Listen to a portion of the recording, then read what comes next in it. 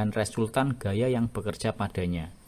Jika tidak ada pengaruh luar, permukaan zat cair akan cenderung datar atau horizontal.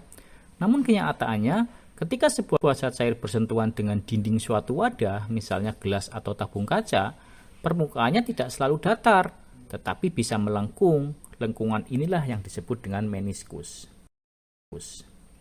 Ada dua jenis meniskus, yaitu meniskus cekung dan meniskus cembung. Apa itu meniskus cekung? Yaitu permukaan zat cair melengkung ke bawah di dekat dinding, dan meniskus cembung adalah permukaan zat cair melengkung ke atas dekat dinding. Fenomena ini dapat dilihat pada gambar 2.10 yang memperlihatkan dua contoh meniskus. Yang A-nya itu meniskus cekung, yang B-nya itu meniskus cembung. Nah, sekarang penjelasannya mengapa terjadi meniskus. Untuk memahami mengapa meniskus terbentuk, mari kita amati zat cair B yang bersentuhan dengan dinding vertikal seperti gambar 2.10a. Molekul-molekul zat cair di dekat dinding mengalami dua gaya, yaitu gaya kohesi dan gaya adhesi. Gaya kohesi itu apa? Gaya tarik-menarik antara molekul-molekul zat dengan molekul sejenisnya. Sementara gaya adhesi adalah gaya tarik-menarik antara molekul-molekul zat cair dengan molekul zat padat atau dinding. Jadi kohesi dengan molekul airnya sejenisnya dan adhesi dengan molekul yang tidak sejenisnya, yaitu molekul zat cair dengan molekul zat padat.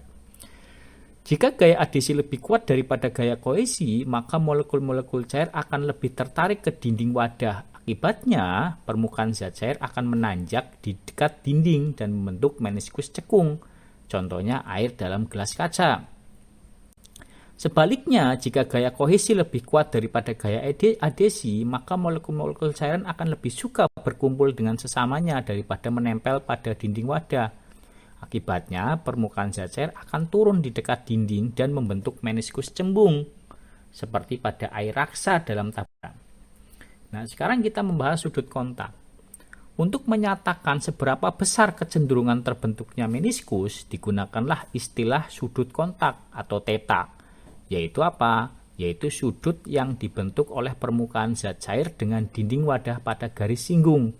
Perhatikan gambar 2.11. Pertama, gambar 2.11a. Sudut kontak lebih kecil dari 90 derajat.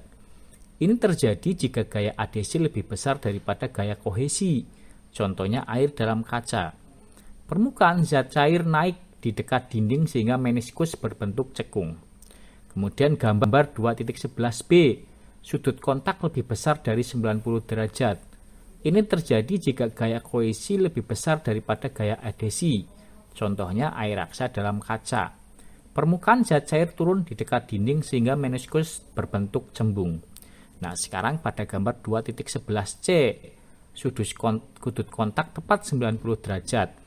Ini terjadi jika gaya adhesi sama besarnya dengan gaya kohesi sehingga permukaan zat cair tetap datar. Hubungan adhesi dan kohesi. Jika gaya adhesi lebih besar dari kohesi, maka meniskus cekung, tetanya kurang dari 90 derajat. Jika gaya adhesi lebih kecil, tadi lebih besar ya. Sekarang jika gaya adhesi lebih kecil daripada kohesi, maka meniskus cembung, teta lebih dari 90 derajat. Nah, jika adhesi sama dengan kohesi, maka permukaan datar, tetanya 90 derajat, sama dengan 90 derajat. Dengan demikian, gejala meniskus merupakan akibat langsung dari persaingan antara gaya adhesi dan gaya kohesi.